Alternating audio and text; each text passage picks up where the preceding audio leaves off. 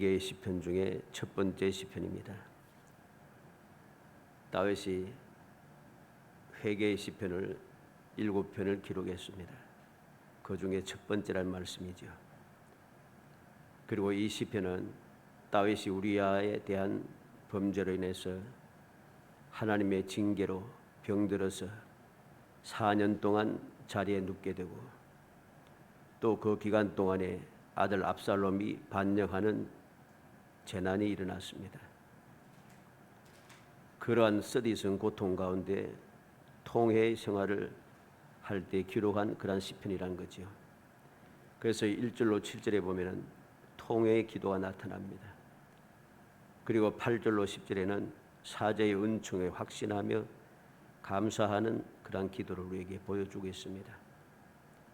다윗은 오늘 이 시편을 통해서 보니까 자기가 범죄하는 것 때문에 오는 하나님의 징계를 면해 달라고 그렇게 기도하지 않습니다.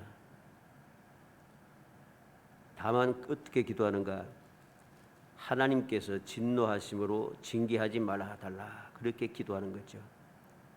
마치 하박국 선지자가 진노 중에라도 긍휼을 잊지 말아 주옵소서, 긍휼 잊지 말라고 간구하듯이 이 다윗은 하나님의 징계는 기뻐히 받습니다.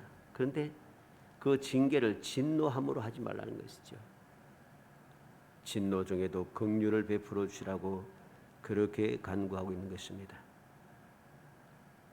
우리는 이 통회의 기도를 통해서 다윗이 범죄한 이유를 알아야 합니다. 우리아에 대한 범죄라고 했죠.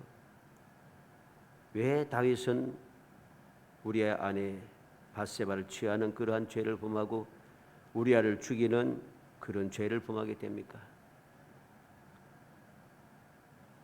다윗이 범죄한 그 때를 보면은 나태해졌다는 것입니다. 다윗은 힘들고 어려울수록 하나님께 더 가까이 나아가며 하나님께 기도하고 하나님을 찬양하며 하나님께 감사하고 그렇게 살았습니다. 그런데 지금 우리아의 아내 밧세바를 취하고 우리아를 죽이고 할 이때는 굉장히 나태해졌어요.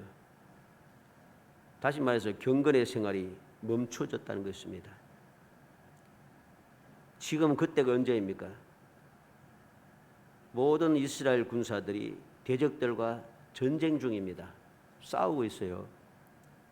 평상시 같으면 다윗이 이때 어떻게 합니까? 하나님 앞에 간구하죠.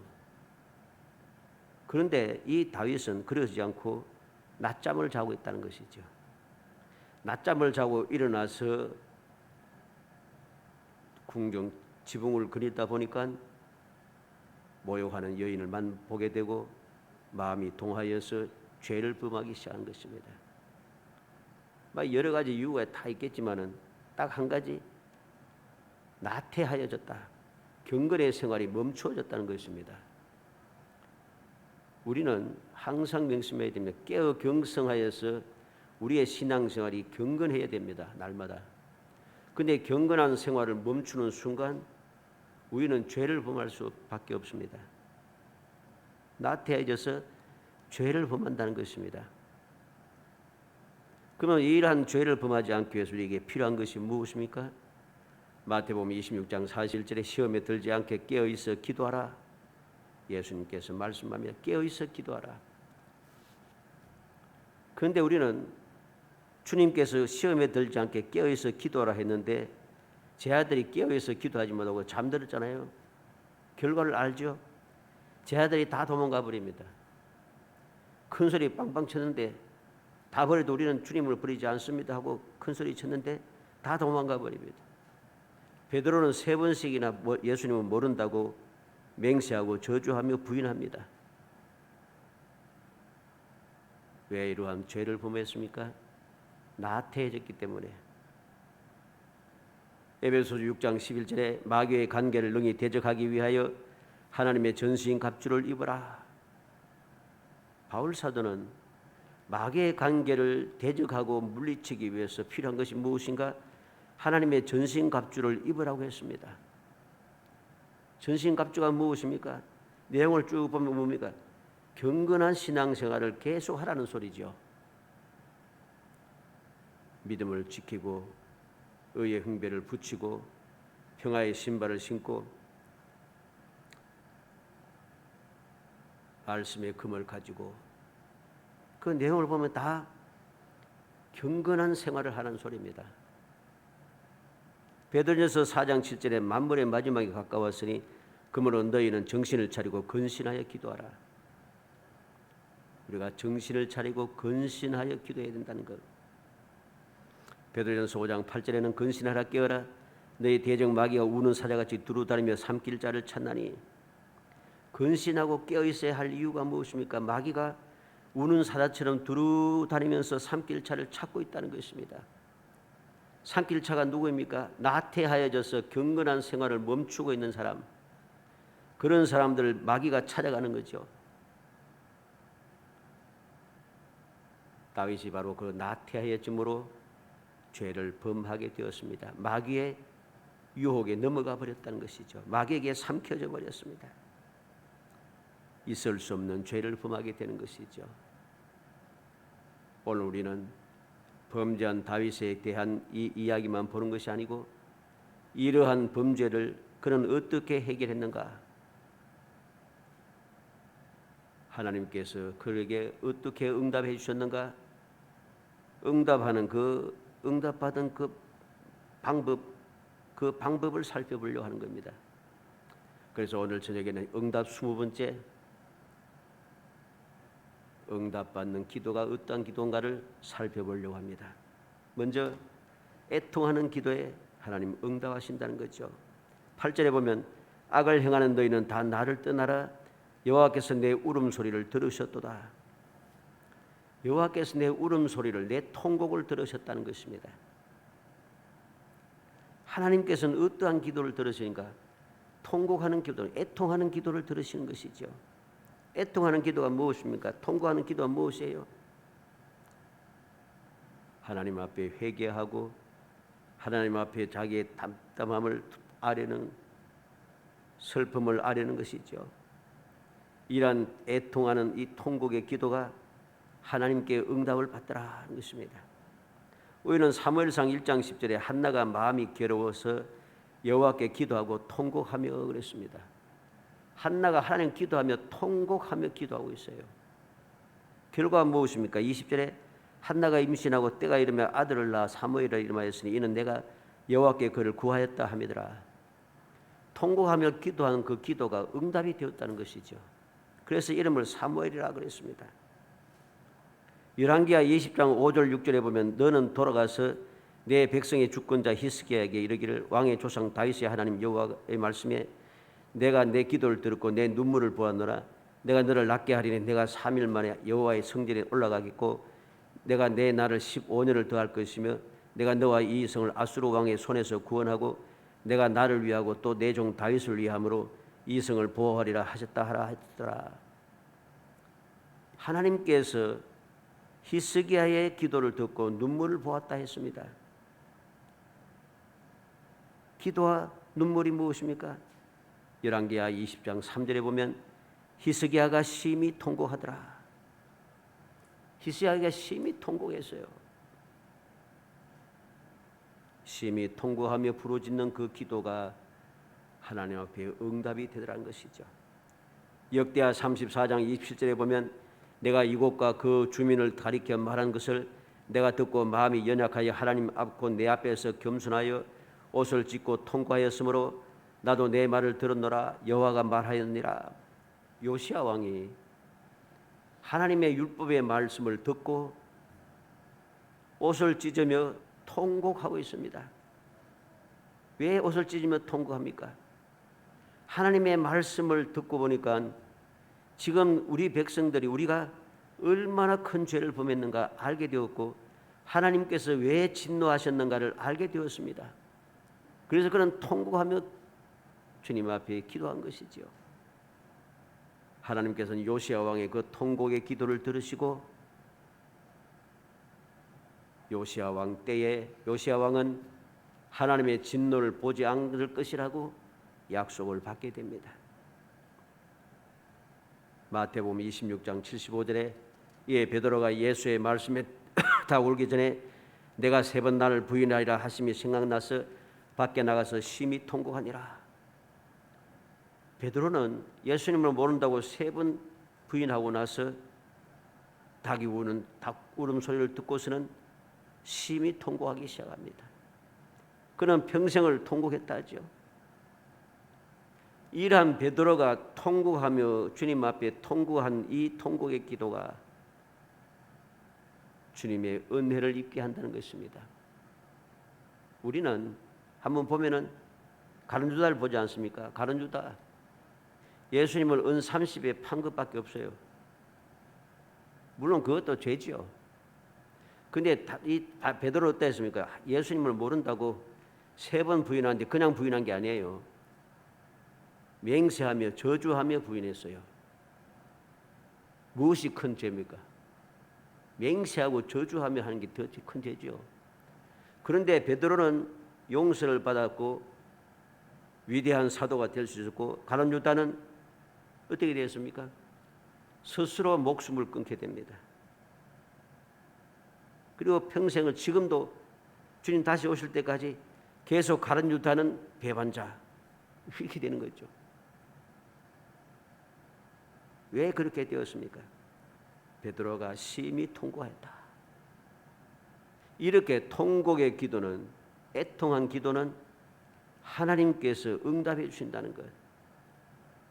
그래서 통곡의 기도를 드리는 모든 사람들의 기도는 응답이 되고 그들은 응답을 받아서 더욱더 경건에 힘쓰고 시험에 들지 않기 위하여 그들은 끊임없이 힘쓰고 애쓰며 살아갔던 것이죠.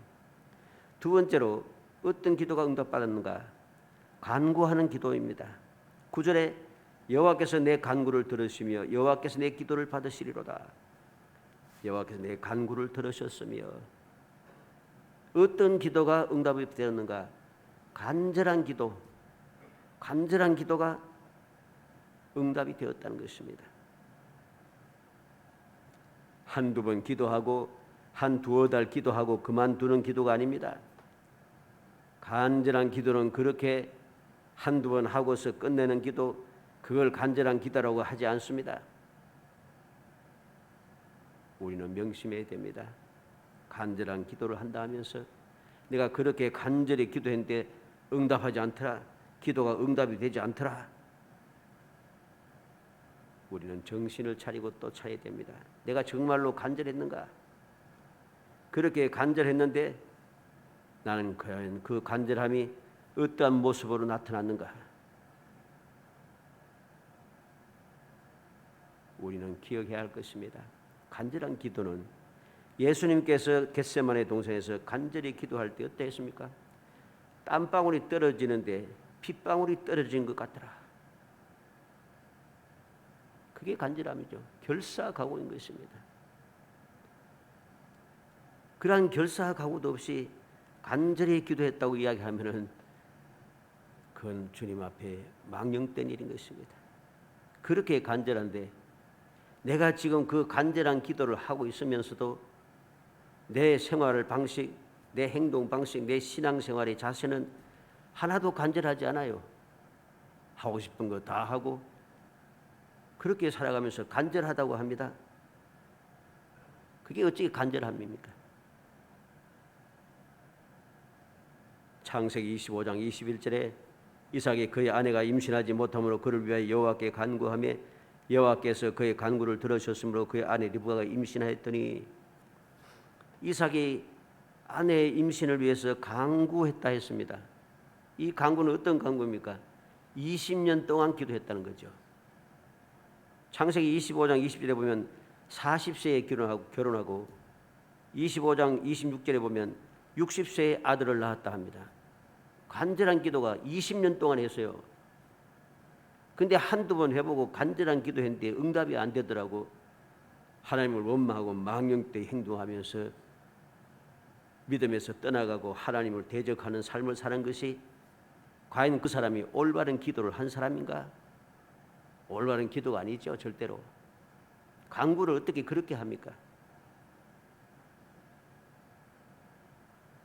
에스라 8장 21절에 보면 그때 내가 아하와 강가에서 금식을 선포하고 우리 하나님 앞에서 스스로 겸비하여 우리와 우리 어린 아이와 모든 소유를 위하여 평탄한 길을 그에게 간구하였더니, 에스라가 왕이 군사를 주겠다고 했는데도 아니라 하나님께서는 택한 백성들을 보호하신다 하고서는 군사를 거절하고 모든 백성들을 이끌고 아하와 강가에서 금식하며 기도했습니다.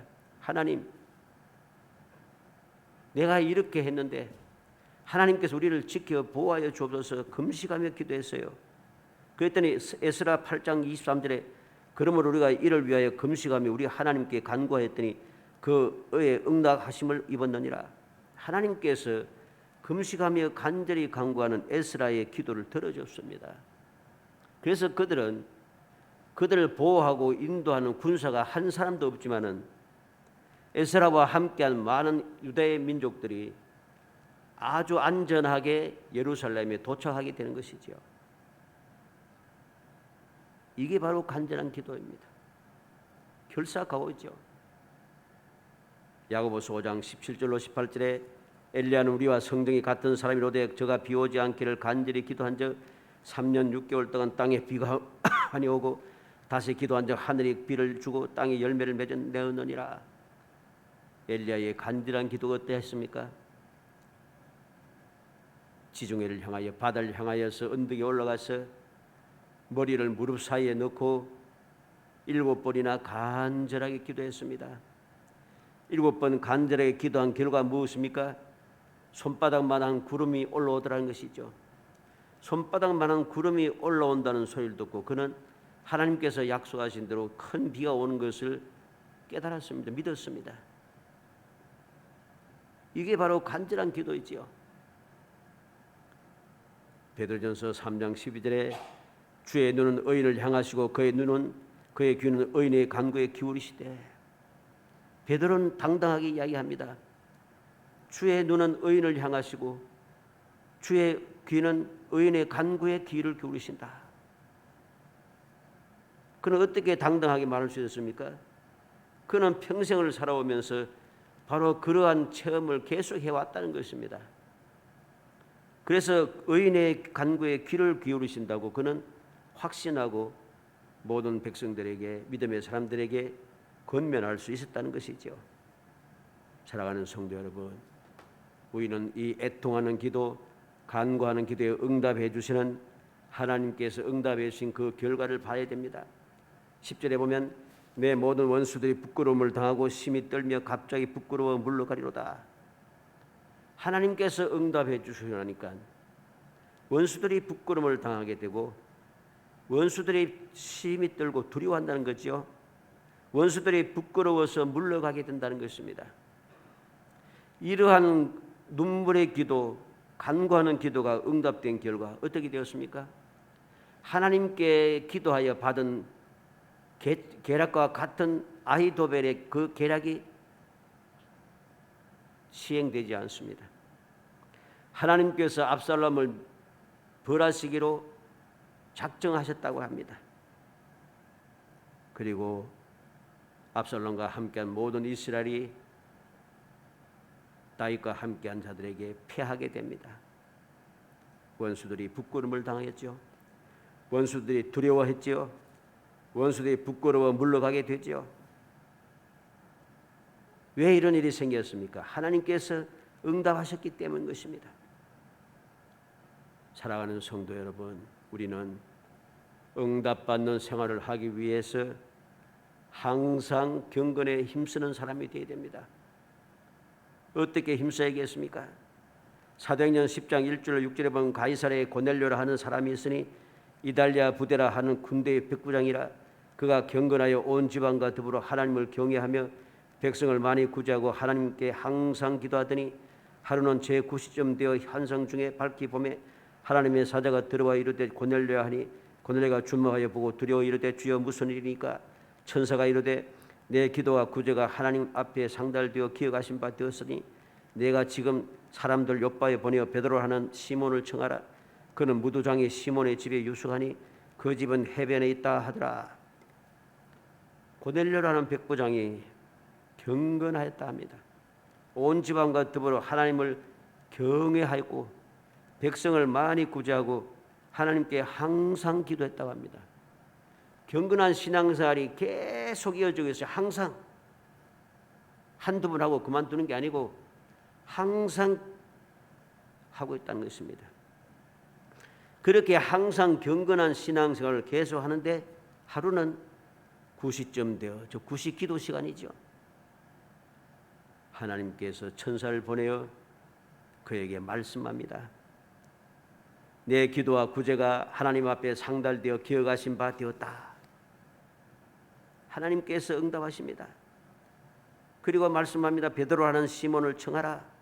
그는 무두장이 시몬의 집에 유숙하니 그 집은 해변에 있다.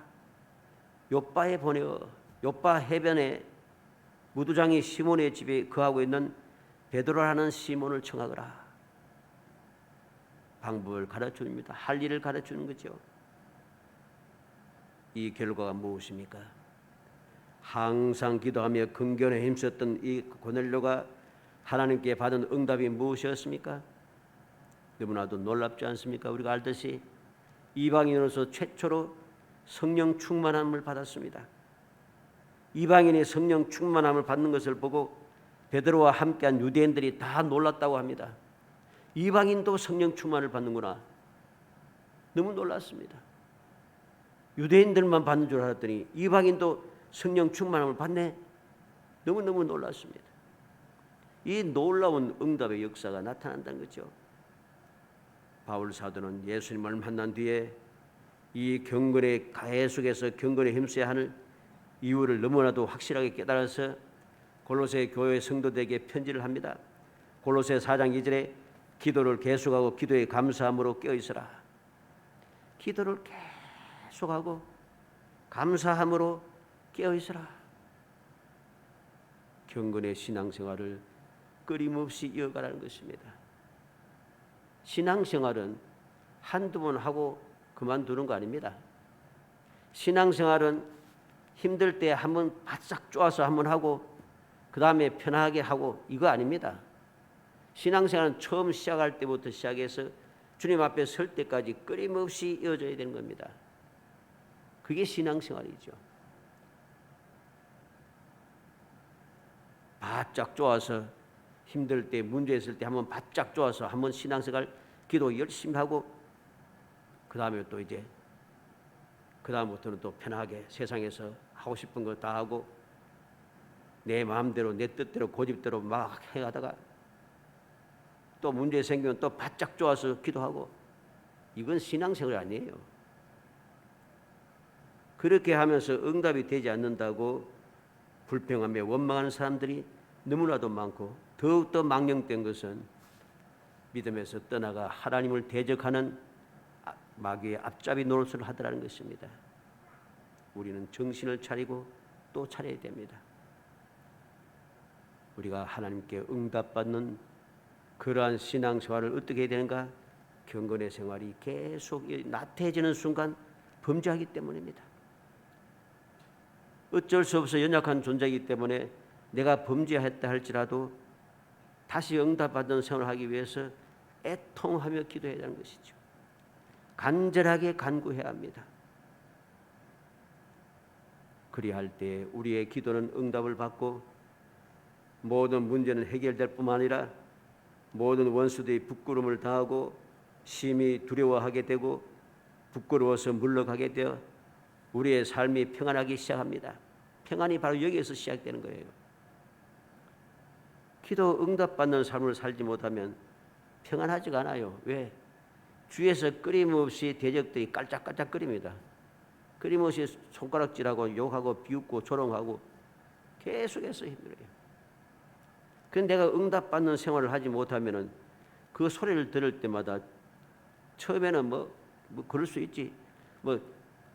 예수 믿으면 신앙생활을 하려고 하면 고난을 당한다 했으니까 이래 하는데 이게 계속되니까 나도 모르게 주눅이 들고 자꾸만 열등감에 빠지기 시작하고 눈치 보게 되고 그러다가 신앙생활을 멈추게 된다는 것이죠. 그렇게 해서는 안 됩니다. 그렇지 않기 위해서 경건의 신앙생활을 계속해야 되고 응답받는 생활이 계속해서 이어져야 한다는 것이죠. 어찌하든지 우리 모든 성도들이 다윗의 간구와 그 응답되는 그 모든 간구의 내용을 다시 한번 마음에 새겨서 가장 먼저는 범죄하지 않도록 항상 경건에 힘쓰고 어쩔 수 없어서 내가 범죄했다 할지라도 하나님 앞에 애통하며 기도하려고 하나님 앞에 간절히 기도하여서 하나님께로부터 응답을 받고 저 긍휼의 은총을 입고 모든 것을 다시 회복하는, 그래서 영원히 주님의 평안 가운데 성대의 삶을 이어가고 무엇보다 하나님의 영광을 드러내며 우리의 삶을 복되게 하고 우리가 영원히 약속된 그 행복함을 누리는 사람, 무엇보다도 우리 후손들에게 이 놀라운 믿음을 이어받게 하는 정말 경건하고 진실한 신앙생활을 해야겠습니다. 기도합시다. 사랑이 많으신 아버지 감사합니다. 저희들을 사랑하여 주시사 택하여 복된 자녀 삼아주시고 복된 자녀로 살아가게 하기 위하여 보혜사 성령께서 찾아오셔서 저희들의 마음속에 좌정하시며 끊임없이 감동하시고 일깨워 주심을 감사합니다. 인약함을 아시고 오늘도 보좌 우편에서 중보하며 기도해 주심을 감사합니다. 저희들에게 영원 불변한 언약의 말씀을 주셔서 그 말씀대로 살아가라고 끊임없이 일깨워 주심을 감사합니다. 주님의 귀하신 은총을 입어사오니 이 은혜를 잊어버리지 않고 더욱 경건에 힘쓰게 하시기 원합니다. 경건에 더욱 힘쓰고 끊임없이 힘써서 결코 나태하여지지 않게 하시고 범죄하지 않게 하시며 내가 혹 범죄했다 할지라도 통곡하며 주님 앞에 기도하고 간절히 간구하여서 모든 문제를 아버지 용서함을 받고 문제를 해결받아서 주님의 그 은혜 가운데 다시금 응답받는 거룩한 신앙생활을 이어갈 수 있도록 은총을 베풀어 주옵소서. 예수님의 이름으로 기도합니다. 아멘.